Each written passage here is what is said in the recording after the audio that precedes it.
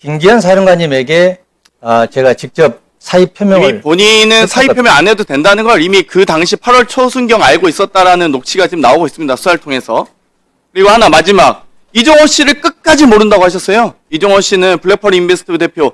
결국 임성근 사단장 한 사람 때문에 지금 임기훈 국방비서관부터 해서 군 검찰단장, 이종석 국방부 장관, 유재훈 법무관리관 다 엮여가지고 다 지금 고초를 겪고 있고 아마 다 위증이든 뭐든 다 처벌을 받을 겁니다. 수사 외압이나 이첩 보류, 신범죄 차원까지 포함해서. 그런데 임성근 이종호 씨와 식사했다. 배우 박성우 씨가 진술을 했어요. 아니 모르는데 어떻게 식사를 하겠습니까? 이 박성우 배우는. 여기에 대해서 답변해 보십시오. 네, 의원님 그 부분은 사실이 아닙니다. 그리고 제가 사실이 아니라고 주장하는 것이 아니고 바로 확인을 하면은 가능한 사항입니다. 확인을 해 주십시오.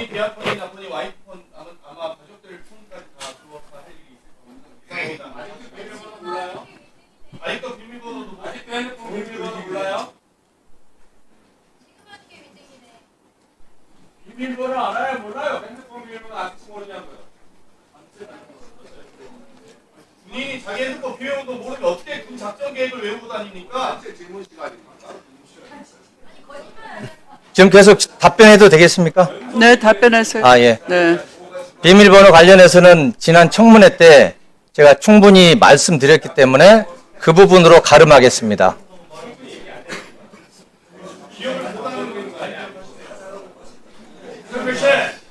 청문회 때 당신이 말한 것은 군 부장이는 신분을 연수하다가 진실인가요? 양평 사망 얘기하시는 분들이 체면 수칙이 다 써놓은 거라고요? 말이에요? 체면 수칙했는데 자, 다음은 증인 들어가세요. 그걸 얘기하는 거잖아요 지금. 자, 다음 질의는 신동욱 위원님 질의하시기 바랍니다. 신동욱 위원 시간 내주세요. 4분 남았습니다. 신동욱 위원. 자, 안규백 장관님, 네. 제가 좀 말씀을 좀 드릴게요. 민주당 정부가 대개 보면 한미 동맹, 특히 동맹에 대한 이해도가 좀 없으신 것 같아요. 아까 항의사안 받으신 것 관련해서 뭐가 문제냐 하면 이게 아무런 우리 주장대로 아무런 문제가 없는데 미국이 이런 소위 생트집을 잡고 있다면 한미 관계에 심각한 균열이 생긴 겁니다. 그래서 그걸 잘 들여다보셔야 돼요. 두 번째, 문제가 있는데도 지금까지 못 풀었다면 우리 외교력에 심각한 문제가 있는 겁니다. 그리고 그러면 조원석 특검한테도 경고를 하셔야죠. 그걸 감싸서는 안 되는 거죠. 문제가 있는데 못 풀고 있다면. 그리고 세 번째는 그 한미 정상회담 이후에 2+2에서 풀었다 그랬어요. 풀었는데 석 달 지나서 또 항의사안이 왔다 그러면 이건 더 심각한 문제입니다. 대통령실이 거짓말했다는 뜻이에요. 왜 이런 의심을 자꾸 하느냐 하면 그 당시에 한미 정상회담하고 와서 우리 국내 브리핑한 게 다 거짓말이에요, 지금. 그래서 지금 그 당시에 이재명 대통령이 위기를 넘기기 위해서 관세 협상도 잘 됐다, 미국과의 오해도 다 풀었다, 이렇게 얘기했는데 지금 와서 온 거예요. 그러니까 이게 지금 어떤 경우든 수습을 하셔야 되는 문제입니다. 우리는 문제없이 했으니까 미국이 오해하고 있는 거다, 이렇게 말로 퉁치실 거 아니다라는 말씀을 저는 드립니다.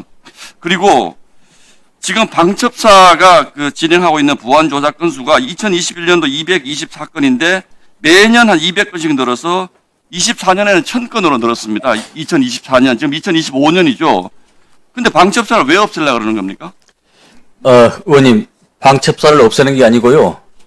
방첩에 대한 기능을 더 강화시키는 겁니다. 그리고 방첩사 내에 있는 해제법은 뭡니까 그러면? 방첩사 내에 있는 조사, 수사 이런 부분들은 국방부 내 유관 기관에 이체를 바꾸는 겁니다. 미션을. 장관님. 네. 그거는 정말 제가 뭐 같은 선배 의원이신데 죄송스럽습니다만 말장난이시죠. 아니 어떻게 그런 말씀, 방첩사를 없애고 그러면 그 기능은 우리는 다 가지고 있다, 이런 얘기는 저는 굉장히 제가 보기에는 앞뒤가 잘 맞지 않는 말씀입니다. 특히 제가 말씀드려 볼게요. 이 방첩사 해체법을 발의한 그 진보당의 전종덕 의원이라는 분이요. 이게 민주노총 출신이고. 방첩사를 없애는 건 큰 오해입니다. 아니, 그러니까 제 말 들어보세요. 통합진보당 출신이에요. 그러니까 이분이 지금 진보당이 왜 저희가 위험하다고 생각하냐 하면 이 통합진보당 출신이고 전종덕 의원님이 북한이 주장하는 것, 소위 얘기해서 한국에서 간첩이 마음대로 활기치게 만드는 대한민국을 만드는 북한의 주장에 그대로 동조하시는 겁니다. 이게 달리 얘기하면 도둑이 경찰 없애겠다고 몽둥이 들고 덤비니까 경찰이 아니 우리 경찰이라는 이름은 없애지만 의원님, 근데 경찰관은 왜 여기서 진보당 얘기를 하십니까? 아니요. 전종덕 의원이 통합진보당 출신이기 때문에 그렇습니다. 전종덕 의원이 방첩사 해체법을 전종덕 의원이 발의를 했어요. 거기에 민주당이 지금 부안해동 하시는 겁니다. 제가 다시 한번 예를 들게요. 말 설명 길게 안 드리겠습니다. 이게 도둑이 경찰 없애겠다고 몽둥이 들고 덤비니까 그래 경찰 없앨게. 근데 우리 경찰관을 없앨 수는 없으니까 경찰관을 검찰에도 갖다 놓고 안기부에도 갖다 놓고 해서 경찰 기능이 사라지는 것은 아니야라고 얘기하는 겁니다. 이게 지금 북한이 주장하고 있는 것과 똑같은 일을 지금 민주당이 지금 군이 하고 있다는 말씀을 드리는 겁니다. 제가- 네, 말씀. 예. 간첩 잡는 방산 기능, 간첩 잡는 기능과 그리고 방산 기밀 유출에 대해서는 더 확실히 더 강화를 시킬 겁니다. 다만 지난 12.3 계엄으로 인해서 문제됐던 그런 기관과 기구에 대해서는 조정할 필요가 있다고 이렇게 판단해서 강력히 추진하고 그러니까 현재 핵심은요. 지금 진행 중에 있다는 말씀을 드리고요. 분산시키겠다는 거잖아요. 분산시키면 경찰이란 조직으로 묶였을 때 경찰이 시키고 있는 거지. 거기에 있는 인적 재원, 물적 재원을 다 분산시켜놓고 아니 상호 균형과 견제가 이루어져야 발전할 수 있다고 생각합니다. 그리고 그러니까 국방부 직할 관할 내에 있는 각 부서로 이렇게 기능 분산을 시킨다는 얘기죠. 자 그리고 자 마지막으로 장관님의 말씀에 그 취지를 제가 이해하겠습니다. 이해하기 때문에 이거는 제가 장관님을 공박하기 위해서 드린 말씀이 아니고 많은 분들이 여론을 살펴야죠. 방첩 기능이 약과 우리 군의 방첩 기능 약과 결정을 하시는 분이 굉장히 많기 때문에 자, 발언 시간이 종료되었으므로 정리해 주시기 바랍니다. 자, 제가 확실 네, 장관님에게 답변 기회를 드리시기 바랍니다. 존경하는 의원님, 방첩 기능은 훨씬 더 강화시킵니다. 그리고 조금 전에 말씀하셨던 한미 동맹에 대해서는 제가 만난 미국 고위 당국자와 군 고위 당국자를 이야기 들어보면 한미 동맹이 굉장히 견고하고 잘 되고 있다. 이론이 없습니다. 지금까지 우리 한미 동맹은 제가 만날 때마다 바퀴의 양축과 같고 동전의 양면과 같아서 뗄래 뗄 수 없는 건 한미 동맹이다. 한미 관계다. 이런 내용은 거의 이론이 없습니다. 대표적인 수사는 그럴 거라고 믿습니다만 진행되는 현재 상황을 보면 걱정이 많다는 말씀. 네, 걱정은 잘 이해하겠습니다. 장관님, 네, 방첩사는 대전복 기능을 가지고 있는 것이죠. 군내 쿠데타를 감지하고 감시하는 기능을 갖고 있는 것이죠. 그렇습니다. 지난 12.3 내란에서는 방첩사령관과 그 측근 수하들이 스스로 이런 대전복 기능을 무시하고 오히려 내란 공범이 됐지 않습니까? 방첩사의 개혁을 철저하게 해주시기 바랍니다. 다시는 이와 같은 반역죄를 저지르는 그런 따리를 틀지 않도록 철저하게 개혁해 주십시오. 그것이 사명입니다. 네, 한 말씀.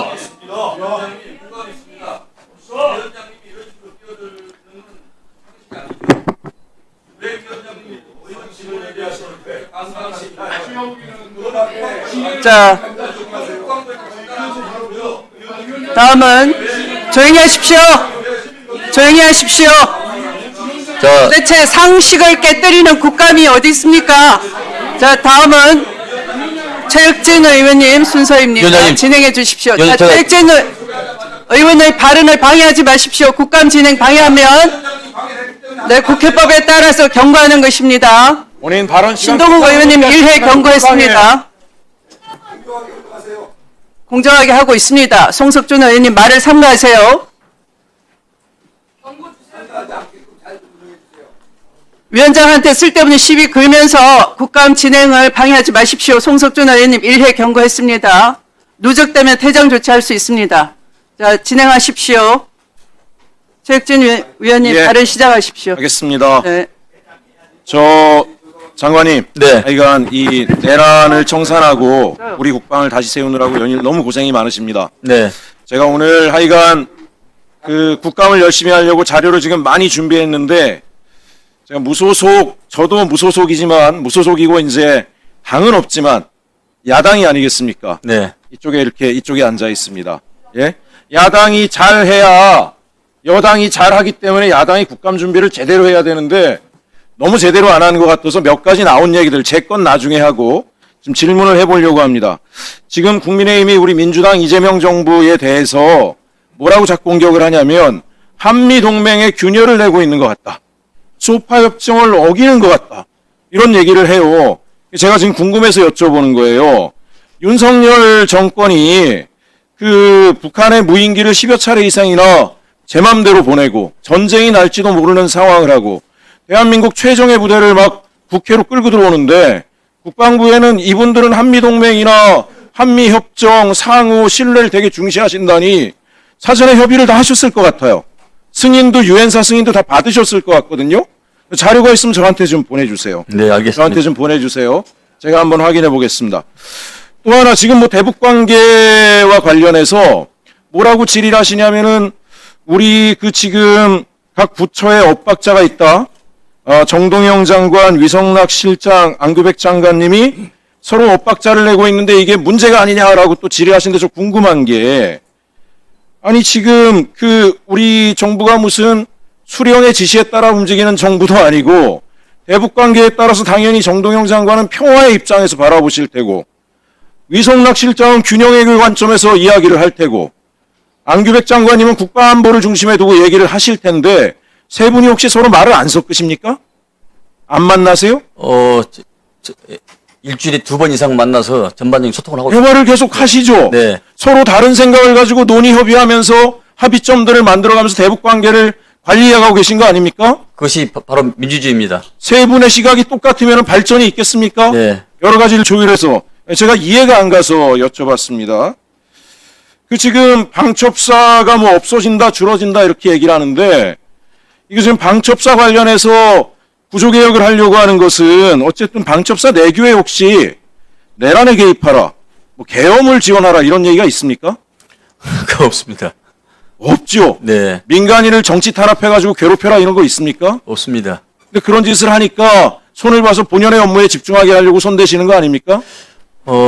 방첩사가 이름만 바뀌었지 예. 계속 불법에 개입되고 그 네. 태생적 한계를 극복하지 못하기 때문에 이번에는 방첩사를 일대 개혁을 단행하려고 굳게 마음을 먹고 지금 진행되고 있는 겁니다. 아, 우리가 79년도 12.12 군사 쿠데타 일어나고 나서 여러 차례 그 방첩사의 이름과 기능이 바뀌지 않습니까? 예. 그러나 그 본래의 마각이 항상 드러난 겁니다. 그래서 이번만은 과감히 어떤 고통과 어려움이 있더라도 이걸 좀 개혁을 해야 되겠다 이런 생각을 가지고 지금 진행 중에 있다는 말씀 드립니다. 제가 자꾸 합리적인 의심이 들어서 여쭤봤습니다. 왜 또 국민의힘에서 난데없이 방첩사 문제를 저렇게 얘기를 하는가? 이거 혹시 나중에라도 자기들이 또 권력 잡으면 방첩사 활용해서 딴짓하려고 이러는 게 아닌가 싶어서 어쨌든 이번 참에 확실히 개혁을 하셔가지고 방첩사가 본연의 업무에 집중할 수 있도록 했으면 좋겠습니다. 하나 또 더 여쭤보겠습니다. 우리 군에서 가장 소중히 하는 건 우리 국민의 아들, 딸, 사병들 아닌가요? 물론입니다. 사병의 목숨을 하늘처럼 중시하시는 게 우리 장관님 아니세요? 네. 그럼 최혜병의 죽음에 대해서 이렇게 전군을 동원해서 구조개혁하면서까지 다시 재발방지를 하려고 하는 것도 우리 국민들이 내 자식 죽이지 마라 이것 때문에 그 믿음을 만들려고 하시는 거 아닙니까? 살을 깎는 고통을 감내하면서 하고 있습니다. 예. 아니 나 이분들이 이해가 안 가는 게 제가 피켓 하나 들었다고 무슨 건의를 실추시켰다라고 난리를 부리는 분들이 사병의 죽음 문제를 가지고 무슨 정치적으로 이용한다 이런 말을 하는 게 이게 말이 된다고 생각하세요? 예? 한 사람의 죽음은 정말 전 국민의 죽음 못지않게 소중하게 해야 되는 게 군 장성들 아닙니까? 여기 계신 장교분들 다 그렇게 생각하시죠? 자신의 사병들을 하늘처럼 소중히 생각하십니까? 그렇습니까? 안 그렇습니까? 물건으로 생각하세요? 그런 거 아니시죠? 자식과 조카처럼 생각하고 네. 사인 여천의 정신으로 하고 있습니다. 예, 저는 이 기괴하고 참담한 얘기가 나오는 게 참으로 안타까워서 이전에 나왔던 얘기를 제가 한번 확인하고 갑니다. 군사법원장님 잠깐 앞으로 나와 주십시오. 이게 다 연결되는 일이긴 한데요. 아까 예. 이성윤 의원께서 예. 질의를 한 바 있는데 소령이 별들을 제대로 수사 재판할 수 있느냐? 저도 그렇게 생각을 안 해요. 물론 이제 문재인 정부 때 군사법원 관련 법이 지금 개정이 됐고 예. 그로 인해서 요번에 박정훈 대령 사건 같은 경우에 군에서 예. 1심 무죄 판결 내고 한 건 저는 상당한 진전이라고 생각을 합니다. 예. 그러나 여전히 부족함이 보입니다. 예를 들면 이런 게 있네요. 제가 찾아보니까 지난 5년 사이에 국내 마약 사건이 한 100건 이상 적발이 됐다 그래요. 예. 알고 계세요? 근데 예. 100건 정도 적발이 되면은 실제로는 5배에서 10배 정도의 케이스가 있을 수도 있다라고 봐야 돼요. 그죠? 예. 예, 굉장히 심각한 문제죠. 군은 첨단 무기를 다루고 있는 곳이고 국방 안보와 관련된 주요 기밀을 다루는 곳인데 이 군이 마약에 노출이 되면 어떤 문제가 터질지 예측을 못하는 거잖아요. 그죠? 예. 근데 여기서도 비슷한 문제가 있습니다. 보니까 일반 사병들이 발각이 되면 중징계를 하는데 장교급들은 전부 다 근신 처분으로 그쳤습니다. 장교들이 더 중한 처분을 받아야 되는 거 아닙니까? 예. 이유가 뭡니까? 저 의원님, 징계는 법원에서 안 해서 이 부분에 대해서 제가 직접적으로 답하기는 좀. 제가 아까 최혜병 사건 관련해서 예. 우리 국민들은 두 가지를 원했습니다. 명확한 진실을 밝혀달라. 예. 그렇게 해서 박정훈 대령뿐만이 아니라 최혜병의 명예를 지켜달라는 게 하나가 있었고요. 두 번째는 말단 사병이라도 내 소중한 자식 군에 보내서 복무시켰는데 억울하고 부당한 처우로 이런 일 겪지 않게 해달라 이거잖아요. 그죠? 제가 마약 사건 자체도 문제지만 이게 처리되는 과정에서 가장 직급이 낮은 사병들만 중징계를 받고 윗선은 적당히 근신 처리되는 이런 일들이 군사법원 내에서 발생되지 않도록 이번 기회에 장관님 확실하게 네, 잘 알겠습니다. 네, 수고하셨습니다. 다음 질의 순서는 조배수 위원이십니다. 4분 남았습니다. PT 좀. 네, 장관님. 네, 네. 지금 이제 우리 민주주의 사회에서는 물론 다양한 의견이 나올 수 있습니다. 예. 그게 민주주의죠. 그러나 저는 정부 차원은 좀 다르다고 생각합니다. 장관입니다. 그렇죠? 그러면 장관의 발언은 무게가 있는 것입니다. 그냥 다양한 의견이니까 이렇게도 얘기할 수 있고 저렇게도 얘기할 수 있고 그건 아닙니다. 왜냐하면 국민들한테 혼란을 줍니다. 그렇잖아요? 네, 이 장관은 이렇게 하고 저 장관은 저렇게 얘기하면 국민들이 도대체 어떤 것이 맞는 것인가? 그렇지 않습니까? 정부 기관의 발언은 굉장히 무게가 있고 그리고 공신력이 있는 것입니다. 그런 차원에서 저는 지난번에 정동영 통일부 장관이 국정감사에서 이런 얘기를 했어요. 남북 평화적 두 국가론이 정부 공식 입장으로 확정될 것 이랬습니다. 근데 이 발언에 대해서 위성락 국가안보실장, 조현 외교부 장관은 정부 입장이 아니다. 두 국가론을 인정하지 않는다. 이렇게 얘기를 했습니다. 장관께서는 지금 어떤 입장이십니까?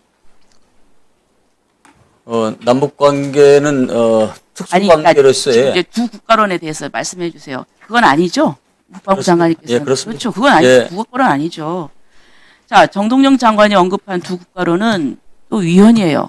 잘 아시다시피 헌법 3조에 보면 영토 규정이 있지 않습니까? 그렇고 또 통일에 대한 얘기가 있는데 북한에 대해서 국가 지위를 인정한다는 점에서 헌법 제4조에도 위반이 됩니다. 자, 그렇다고 하면은 지금 뭐 두 국가론을 인정하면 통일 가능성도 없는데 그럼 통일부가 왜 있습니까?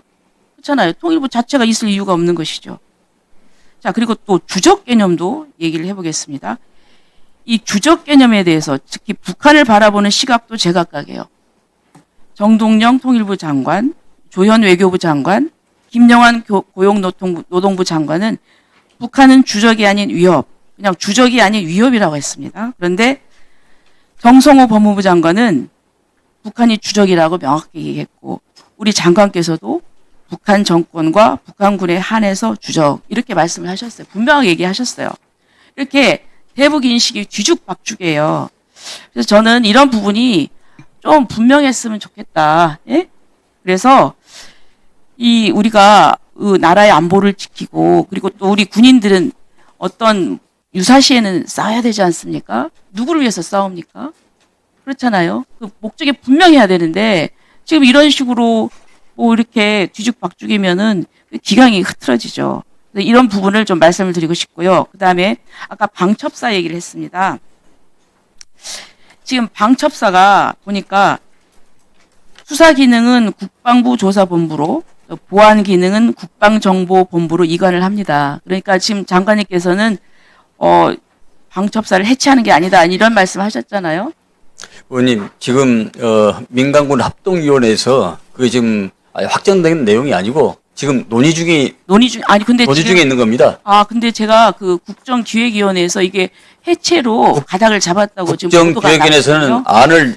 안을 제시를 하면은 그 안을 가지고 이제 그래요. 논의하는 것이지 좋습니다. 예, 그것은 예. 확정된 것은 아닙니다. 확정된 건 아닌데 네. 그렇다면 더더욱 말씀을 드리겠습니다. 그래서 지금 저 국정원에서 대공수사권이 경찰로 이관됐지 않습니까? 네. 똑같은 이유였습니다. 국정원이 너무 기능이 강화되니까 안 되겠다 해가지고 했는데 결과적으로 간첩을 잡는 성과가 별로 없어요. 그래서 이 방첩사도 이렇게 기능을 약화시키면 안 돼, 불안하면 안 됩니다. 그래서 그것은 유관기관의 국방부 직할부대 유관기관에서 하기 때문에 다른 부처나 다른 데로 이관된 게 아니고 국방부 내나 국방부 안에 있는 겁니다. 그렇기 때문에 더 강화되는 측면이 있는 것이지 그 소홀한 측면은 없다고 생각합니다.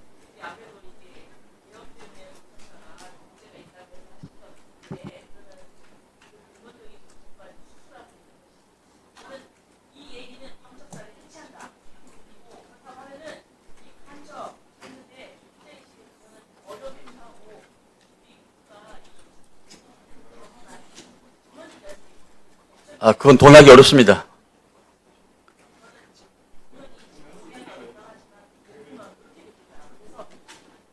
네, 발언을 정리해 주십시오. 잘 알겠습니다.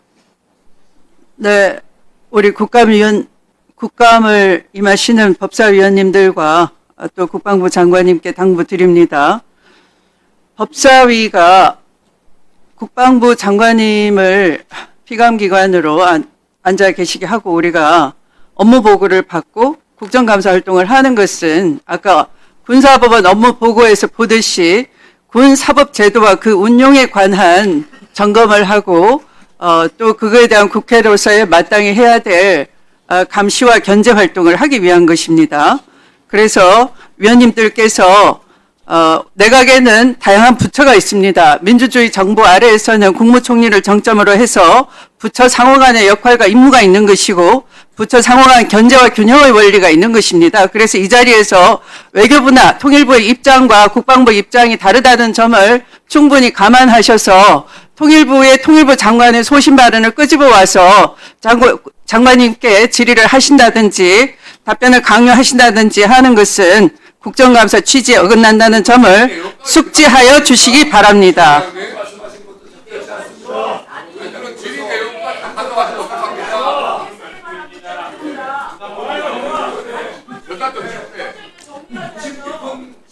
자,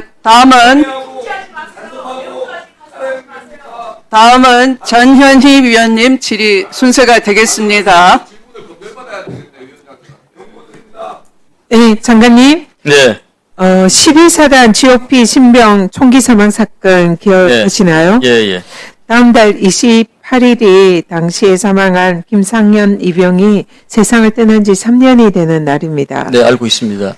이 김상현 이병은 당시에 집체 교육, 적성 검사, 경계 작전 교육 등을 받지 못한 채 육군의 12사단 GOP에 배치가 됐습니다. 그리고 열흘 만에 근무에 투입이 됐습니다. 당시에 북한의 미사일 도발로 근무 인력이 부족했기 때문에 이렇게 교육도 제대로 하지 않은 채 투입을 했다라고 군에서 얘기를 하고 있습니다. 그런데 당시에 간부들과 선임들은 GOP 근무 내용을 제대로 숙지 못했다고 질타를 하고 또 업무 미숙을 핑계로 김이병에게 암기를 강요하고 협박, 모욕 등을 일삼았다고 합니다. 부대에 이런 괴롭힘을 일삼는 것을 결국 견디지 못하고 김희병은 자대 배치 한 달 만에 스스로 목숨을 끊었습니다. 매우 안타까운 사건입니다. 그래서 이 김희병을 가해해서 죽음에 이르게 한 선임병 2명과 하사는 춘천지법 1심에서 유죄 선고를 받았습니다. 그때 1심 판결은 부대 내 괴롭힘이 인권을 침해하고 피해자에게 심각한 정신적 트라우마를 남긴다는 것은 상식이다. 이러면서 1심에서 징역 6개월, 선임병 2명, 그리고 하사는 징역 4개월을 선고를 했습니다. 너무나 터무니없이